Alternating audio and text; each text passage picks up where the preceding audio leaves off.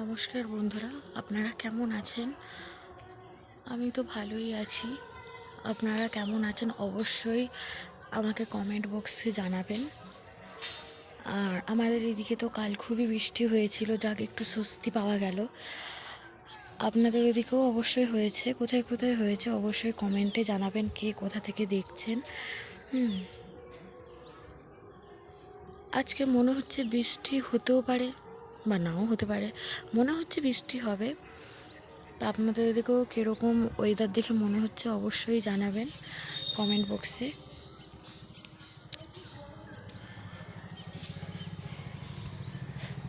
আমাদের এদিকে এমনই হয়েছে ঝড় হয়ে কালকে, যে সব কিছু হাওয়ায় উড়িয়ে নিয়ে গেছে।